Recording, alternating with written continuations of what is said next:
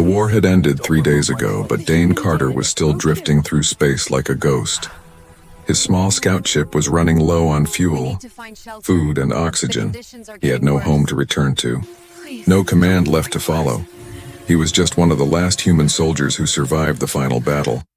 Then he saw it, a massive alien dreadnought floating in silence. It was an enemy ship, dead in the water, no signals, no power, no movement. But there was something strange. His scanner picked up a life form, weak and fading deep inside the ship. Dane's training told him to stay away. His heart told him to go in. Maybe it was a survivor. Maybe it was a trap, but he had to know. He docked with the alien ship, suited up, and stepped into the silent halls. The place smelled like burnt wires and old blood. Alien bodies were everywhere, twisted, scorched, frozen. The walls were cracked. The lights flickered dimly, but still the scanner blinked, showing that someone was alive. Room by room, he followed the signal, his footsteps echoing through the halls. He found a sealed chamber near the ship's core, a strange door covered in glowing blue symbols. He placed his hand on the scanner, and it opened slowly with a hiss. Inside, the air was warm, the light soft. In the center was a glass pod, and inside it, a girl, not human, not entirely, but not entirely alien either. She had silver skin with a faint shimmer, long black hair, and glowing blue eyes. Her body was covered in a tight, glowing suit that pulsed like it was alive. She looked unconscious, but when the door opened, she gasped. Her eyes snapped open, full of fear, full of pain. "Please," she whispered, voice shaking. "Don't remove my clothes." Dane froze. He wasn't planning to, but her fear wasn't normal. It wasn't modesty, it was terror. He stepped closer and spoke gently. "Are you hurt?" She didn't answer, just curled into a ball. Eyes locked on him. The suit had burns. One arm was leaking a strange fluid. Dane reached forward, thinking he could patch the damage. "Don't," she said again, louder this time. "You don't understand." But Dane had already touched the suit. It felt like skin, warm and alive. He pulled gently on a piece of fabric near her shoulder to check for wounds. And then she screamed. The lights in the room exploded. Glass shattered, alarms wailed across the ship. Dane fell back, ears ringing. The girl's body arched, her skin glowing brighter. Symbols appeared in the air around her. Words, codes, ancient memories. He felt pain in his hand, burning pain. He looked and saw the same symbols glowing on his skin. "What the hell is this?" he whispered. She looked at him, eyes wide with sorrow. "You touched the seal," she said. "Now it knows you." "What knows me?" Dane shouted, backing away. She stood slowly, weak, her knees shaking. "The suit wasn't for me," she said. "It was for what's inside me. I'm not a person. Not really. I was made to hold something." "What did I just release?" Dane asked, heart racing. The girl stared into his eyes, her own glowing with a strange sadness. "Memories," she said. "Of a dead race, your race?" Dane shook his head. Confused. "I'm human, you're alien," he said. "No," she replied, "I'm the prison. And you just opened the door." Suddenly, the ship shook, something deep in its core waking up. The lights turned red. A voice echoed through the halls, in English. "Subject active," the voice said. "Welcome back." "Soldier." Dane looked around in shock. "Why is this ship speaking my language?" The girl whispered, "Because this isn't just an alien ship. It was built by humans. Long ago." Dane's blood ran cold. The war, he thought, had ended. Maybe it had only just begun. The ship was no longer silent. Since Dane had touched the suit, strange systems were coming alive. The floor hummed beneath his boots. Walls glowed with blue lines. Some doors opened on their own as he walked. Others slammed shut behind him. The alien girl, Elari, stayed close. Her glowing suit was now cracked open at the shoulder where Dane had pulled it. She pressed her hand over it. Breathing heavily, she was getting weaker. "You shouldn't have touched me," she said softly. "I thought you were dying," Dane replied, frustrated. She looked at him, eyes full of something deeper than fear. "I was. But death was better than this." They entered what looked like a medical bay. It was cleaner than the rest of the ship, untouched by battle. There were old human markings here, English letters scratched into metal. Property of Project Edenfall. Level 3 access only. Dane stared. Confused. Project Edenfall. He had heard whispers during training. A black project long before he was born, shut down, classified. Some said it was a failed super soldier program. Others called it human cloning. He looked at Ailari. "What are you?" he asked. She sat down on a metal bench, trembling. "I'm a container," she said. "Made by your kind, not born." "You're saying humans made your people?" She nodded. "They built us to carry memories, old minds, experiments, secrets. When your kind fled from war, they didn't want to lose everything." Dane frowned. "You mean, like data storage?" Ailari laughed, a weak, bitter sound. "Not just data," she said, "whole personalities. Souls, voices." Suddenly Dane heard something, a whisper soft and cold near his ear. He spun around. No one there. What was that? She looked up, eyes wide. "It's starting," she said. "The suit is linked to the neural memory net. When you touched it, it marked you. You're beginning to hear them." "Hear who?" Dane asked. Ailari stood shakily and placed her hand on his chest. "The dead," she whispered. "The ones they stored inside me." The medical console nearby blinked, showing human vitals. It scanned Dane without permission. Recognizing his DNA, a robotic voice spoke. "Human subject detected, rank commander." "Edenfall access granted." Dane backed away. "I'm not a commander. I was just a ground soldier." The system ignored him, showing old mission logs, images of battles he never fought, and names, his name among them. With a number, Dane Carter, prototype 71B. "What is this?" he muttered. Ailari pointed at the number. "You are not just a soldier," she said. "You are one of them. Part of the experiment." "No," Dane whispered. But doubt was creeping in, his strength, his healing. The voices, it all felt wrong. "I was born on Titan," he said. "I had a family. Memories," Ailari said. "They can be given." Before he could speak, alarms rang out across the ship again. This time it wasn't internal. Something was approaching and fast. The ship's defense systems powered up. Turrets emerging from the walls. Dane checked the radar. A new vessel was docking. Unknown design, no ID, no flag. Ailari's face turned pale. "They found me," she said. "The hunters. Who are they?" Dane asked, loading his plasma pistol. "Bounty machines," she said. "Created to erase what's left of Edenfall. Anything that remembers the truth. They kill it." The hallway shook as metal claws tore through the ship's side. Dane grabbed Ailari and ran. Behind them, mechanical feet slammed on the floor. Voices speaking in broken English. "Subject 71B. Detain or eliminate." Dane turned and fired, blasting one of the machines in the chest. It didn't stop, just stumbled and kept coming. He threw a flash grenade and pulled Ailari into a side room. They hid behind a stack of crates, breathing hard. "You said I was marked," Dane whispered. "Yes," Ailari said. "Now they want you too." "Because I know," he looked at her. "You said you were a container," he said, "but what if you're more? You feel things, you think, you fear. You're not just a vessel." She looked at him sadly. "I was never meant to survive this long," she said. "They always shut us down when they took the data. But I wanted to live." Outside, the machine searched the halls. Scanning every corner, Dane held his weapon tightly. But his mind was spinning. He wasn't just a soldier. He might be part of a program that built living memories. And now those memories were waking up inside him. The metal walls of the alien ship groaned under pressure. Heavy boots clanged across the floor, echoing louder with each step. The invaders were inside now, not human. Not alive. Dane Carter crouched beside Ailari, gripping his plasma pistol tight. The hallway was dark, lit only by the flickering sparks from damaged panels. Ailari pressed her back against the wall, her breathing shallow. The glowing crack in her suit pulsed brighter, leaking light like blood. "They're close," she whispered. "I can feel their sensors scanning for us." Dane peeked around the corner. Two figures walked slowly through the corridor, tall, armored, insect-like. They weren't just machines. They were something worse. Their armor looked grown, not built, like bones wrapped in steel. "They're not alive," Dane said quietly. No heat signatures. They were made to hunt memory vessels, Ilari replied. To erase us. The lead hunter stopped, its head turning sharply toward their hiding place. It made a sound, a low screech mixed with static.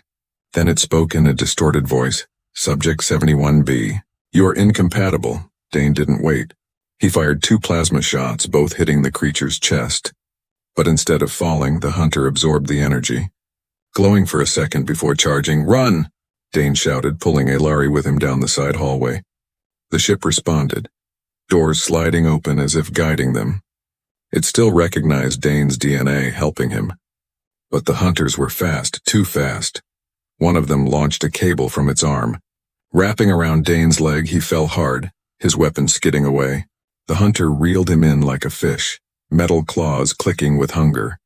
Ilari turned, eyes glowing fiercely, and screamed. The lights exploded again, a wave of energy blasting out from her body. The hunter flew back into the wall, crashing hard. Dane pulled the cable off his leg and got up, limping.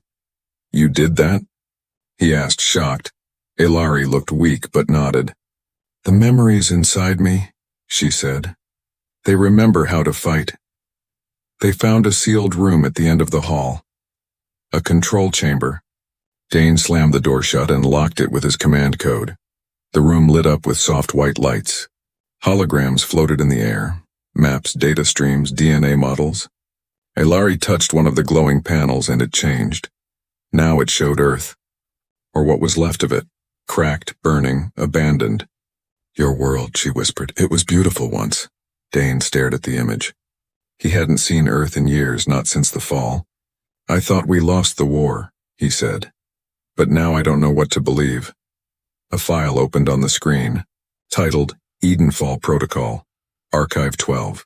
A voice played, male, confident, tired. "If you're hearing this, you are a prototype of Project Edenfall," it said.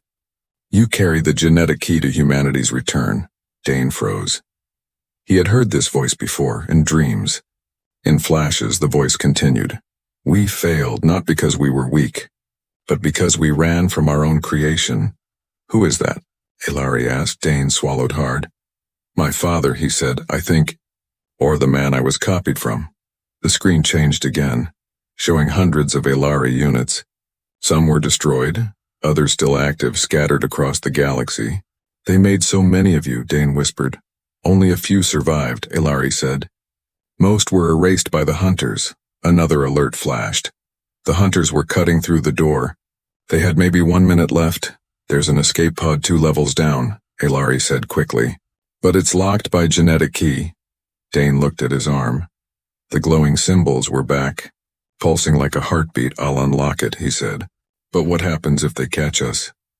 Ilari stepped close. "If they catch us," she said, "you'll lose more than your life. They will erase what's waking up inside you." Dane felt something stir in his mind. More voices. More memories, not just words but feelings, pride, fear, love, war, betrayal, echoes of a forgotten human empire. "They're not just waking up," he said. "They're becoming me." A deep boom shook the chamber. The door cracked open. Red eyes stared through the gap. Claws reaching in, Dane grabbed Ilari's hand. "Let's go," he said. "We're not dying in a graveyard." They ran, floors shaking beneath them, lights flashing red. Behind them, the hunters followed, relentless, but now, Dane wasn't just running, he was remembering, and with every memory he felt stronger. The escape pod burst out of the alien dreadnought like a bullet from a dying gun. Dane Carter and Ilari sat strapped into the tight cockpit, their bodies shaking from the force behind them. The dreadnought cracked apart in silence, glowing with fire and red shadows. The hunters didn't follow, at least not yet. Dane leaned forward, entering manual control. The pod screen showed a map of nearby star systems. Only one destination blinked green, marked as Safe Harbor, a moon with no name. "Orbiting a dead planet, this one," Dane said. Ilari nodded, barely awake. Her skin had lost its shimmer, and the broken part of her suit now flickered dangerously. She was fading. "What's on that moon?" Dane asked. Ilari spoke in a whisper. "A backup site," she said. "One of the first Edenfall vaults. If it still works." We might find answers. The pod shot through a field of old satellite debris, shaking violently a few minutes later. It entered the thin atmosphere of the moon. Dane guided it toward a jagged cliff that looked empty. But his scanner showed a hidden entrance. The ship's AI spoke. Biometric match detected. Landing sequence authorized. The pod landed softly in a rocky crater. A door opened in the cliffside, revealing an old metal tunnel. Flickering lights led deep underground. Dane carried Ilari in his arms. Following the path, the base was old but alive. Machines blinked, walls hummed, and soft light guided them to the center. Inside was a round chamber with a single cryopod standing upright. It looked newer than the rest of the base, but it was what was inside the pod that stopped Dane cold. It was Ilari, not the one in his arms. Another. Identical, but her face looked calmer. Untouched by pain, her suit was perfect, glowing evenly. That's you, Dane said. Ilari looked up weakly from his arms. No, she whispered, that's who I was meant to be. She is version 1. Dane laid her down gently and stepped toward the pod. A panel blinked, waiting for a command. Ilari struggled to speak. The pod's power can only be used once, she said. You can save her. Or me. Dane froze. You're the one who helped me escape, he said. You fought for me. She shook her head. I'm broken, she said. She's whole. Dane looked between the two. The new Ilari could have more memories, more strength, but the one in his arms. He knew her. She wasn't just a memory vault, she had become something else. Someone real. The screen blinked again. Power core at 5%. Select target. Dane sighed deeply. You'll hate me for this, he said, and tapped the screen. The pod opened with a hiss, and Dane pulled power from it to feed into his Ilari suit. The light rushed into her body, filling the cracks. She gasped as her eyes flared blue again. I chose you, Dane said. Not a copy. The other Ilari remained asleep, frozen in time, a backup that would never awaken. Ilari sat up slowly, her strength returning. No one ever chose me before, she whispered before Dane could respond. A voice echoed through the chamber. It wasn't hers, or his. It came from the walls, deep and cold. Edenfall protocol confirmed, it said. Awakening seed command. The floor shifted, revealing a new room below. Inside were hundreds of glowing cylinders, each filled with DNA samples, human, alien, hybrid, all tagged, all stored. This is where they tried to rebuild the future, Ilari said. They failed. Dane stepped forward, touching one of the cylinders. It opened, releasing a beam of light that scanned his body. Match confirmed. Dane Carter, prototype 71B. Final key accepted. The lights grew brighter, and suddenly the chamber was full of holograms. Scenes from old Earth. Children playing. Cities shining. Ships launching into space. Then came the wars, the burning skies. The final retreat. They had not lost to aliens. They had lost to themselves. We made you. One voice said from the memory. We made you to remember what we forgot. Dane fell to his knees. Overwhelmed, Ilari knelt beside him. You were not just a soldier, she said. You were the last seed. He looked at her. And you? He asked. I was made to carry the past, she said. But you were made to carry the future. A sudden alarm broke the moment. Sensors flashed red. A signal had been detected. They found us, Ilari said, standing quickly. The hunters are coming. Dane stood.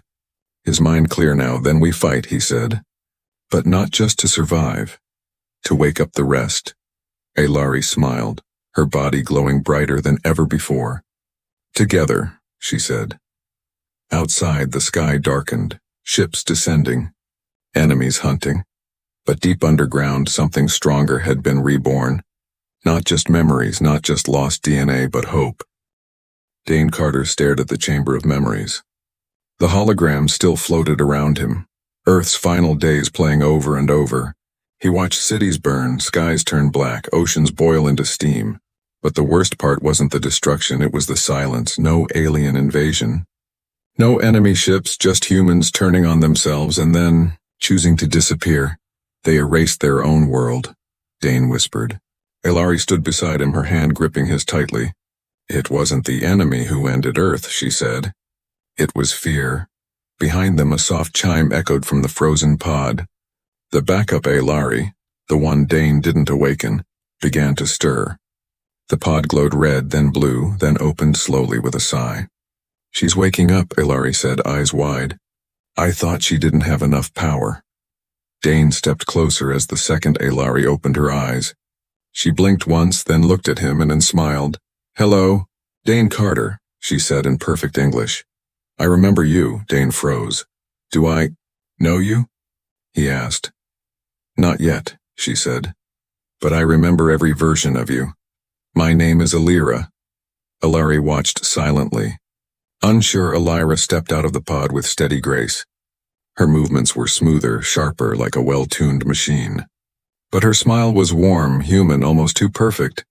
You were part of the Edenfall project? Dane asked. I was the first success, Alira replied. The first memory vessel to carry human minds. Inside me are the voices of Earth's last council. Scientists, leaders, and your original self. My original self? Dane said, confused. Alira touched his chest gently. You are prototype 71B, she said. A copy of the man who shut Earth down. You were meant to finish what he started. Dane's mind spun. He had trained as a soldier, lived through war, lost friends, but now, he was being told he was someone else, not just a clone, a key. The memories inside you are only waking up now, Alira said.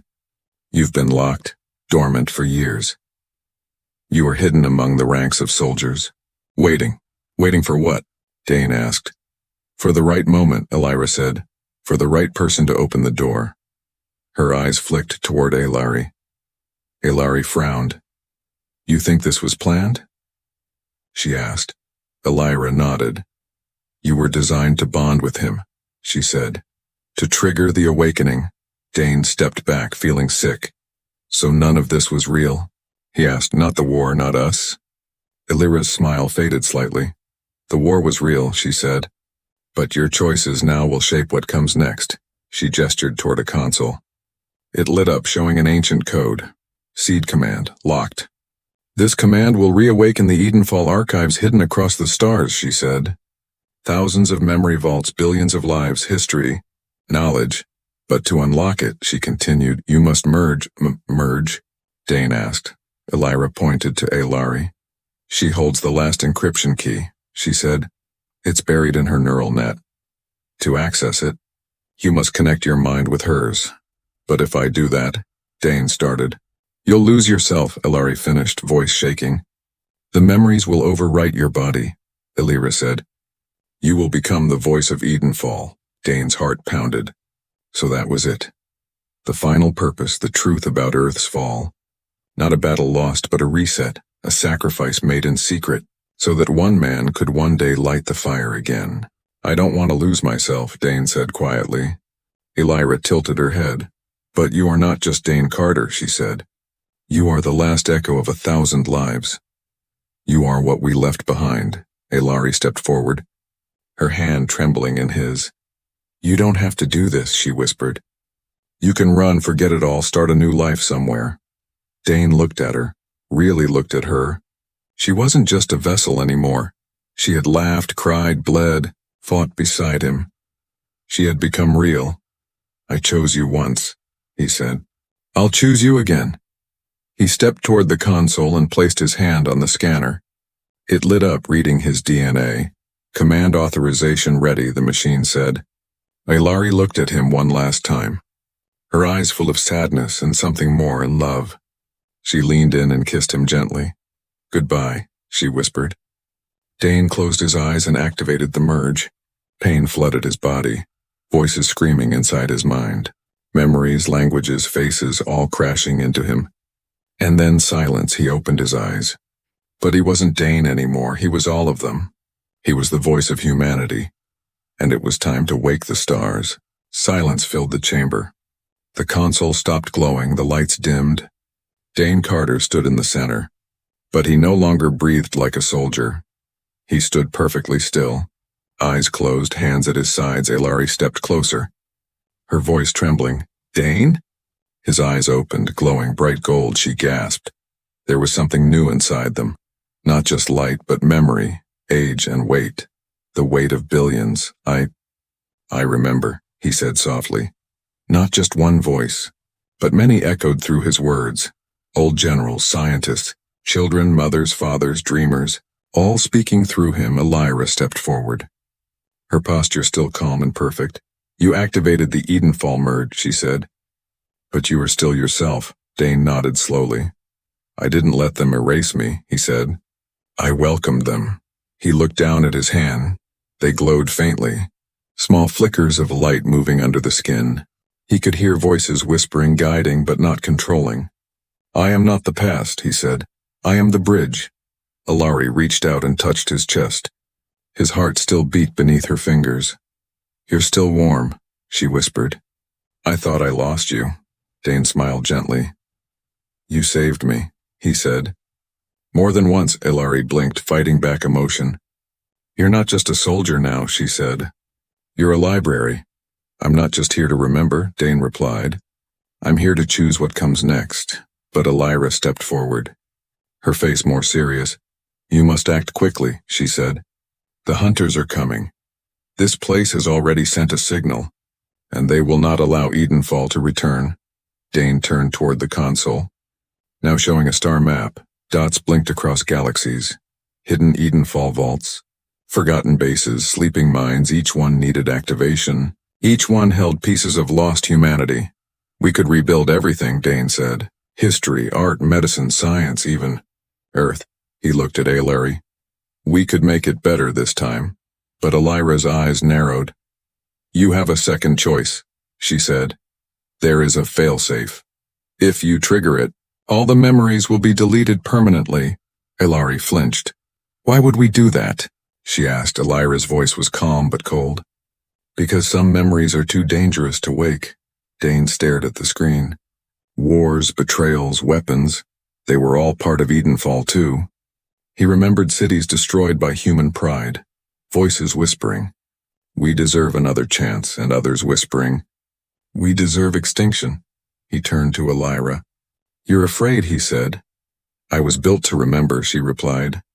But I also remember the darkness.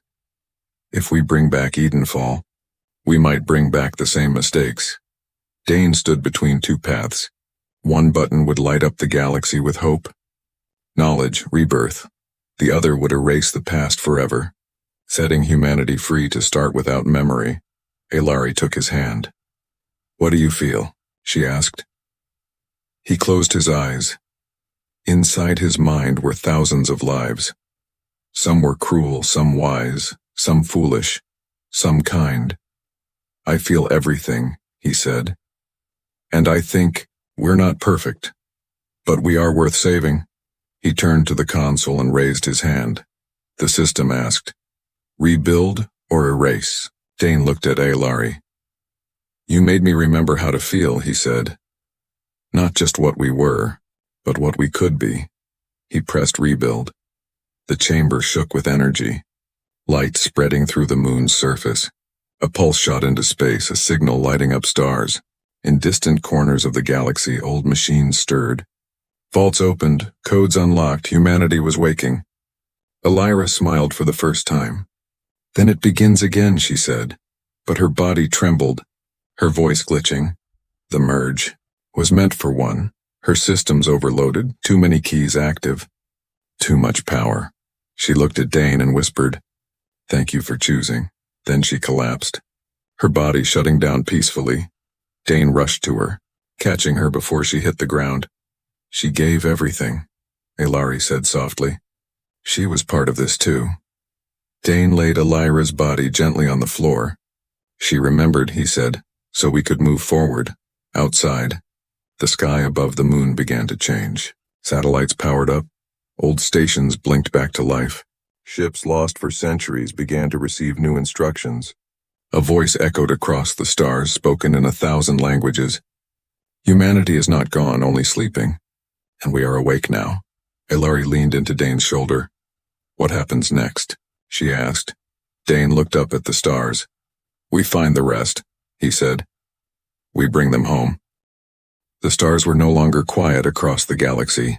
Systems that had slept for centuries began to stir. Old satellites blinked awake. Vaults opened, machines lit up. The signal Dane Carter sent from the forbidden moon had reached them all. He stood at the edge of a cliff, looking out over the surface of the moon below him. The Edenfall base now glowed like a heartbeat. Aelari walked beside him, her suit repaired, her eyes brighter than ever. They were alive. And so was the mission. For days they stayed in the moon's sanctuary. Dane taught Aelari how to access the maps, how to guide the signals. He spoke with the memories inside him, not just listening, but learning. Each voice helped him build a vision. Piece by piece, ships started arriving one by one, not military vessels, but old research craft, escape pods, even derelict freighters. Inside were survivors, humans and hybrids. Some had been frozen, some lost in deep sleep, waiting for a call that never came. Until now, a boy stepped off one ship no older than 10. His eyes scanned the barren land with wonder. "Is this Earth?"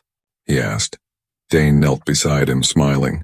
"No," he said, "but it's a place where Earth can begin again." Within weeks, the base became a camp, then a colony. Aelari worked with other memory vessels who answered the call. Sisters, brothers, all unique. Together they downloaded knowledge into new systems, medicine, clean energy, education, history, but not everything. Dane made a choice. He kept some memories locked away. Weapons, war codes, mass destruction, things that had ended Earth the first time. "We need to grow slower this time," he said. "With less pride, more heart," Aelari agreed. "We are not just here to remember," she said. "We are here to choose what deserves to return." One evening, Dane stood before a growing crowd. People from different worlds, languages, and bloodlines, but all silent.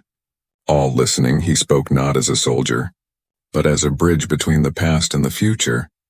"Long ago," he said, "we had a world full of wonders, and we lost it. Not because we were weak, but because we forgot who we were. We ran from our own creations. We feared our own knowledge, but today, we remember, and not just with machines," he continued, "but with people, with choice, courage, and love." He looked at Aelari. "She reminded me that memory is not a prison," he said. "It is a path." Cheers rose across the moon. It was not just the rebirth of technology, it was the rebirth of hope. Years passed, new cities began to grow on other moons. Asteroid belts, orbital platforms. Children learned the truth of old Earth, but also the lessons Dane left behind. They were told not only what once was, but what must never be again. Aelari became a teacher.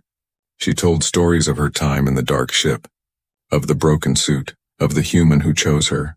She reminded everyone that identity could not be programmed, that even a container could become someone real. And Dane, he became a symbol, not just a hero, but a beginning. He aged slowly. The Edenfall merged, slowing his decay. But one day even he felt the time come. He called Aelari to the top of the same cliff where it all began. The sky above was now filled with passing ships, beacons and light. "You were the first to believe in me," he said. "You were the first to believe in us," she replied. He took a deep breath. "I can't carry them forever," he said. "The voices, they want to rest." Aelari's eyes filled with tears. "Then rest," she said. "We'll carry it from here." He stepped into a memory chamber, not to die, but to sleep. His consciousness merged one last time with the Edenfall core. His final words echoed through the colony. "Remember with kindness, build with care, and love without fear." Decades later, children stood near the base of the cliff. A teacher pointed to the sky. "There," she said, "is where the signal came from. It's where Dane Carter remembered us all." A young girl raised her hand. "Will he ever wake up again?" The teacher smiled.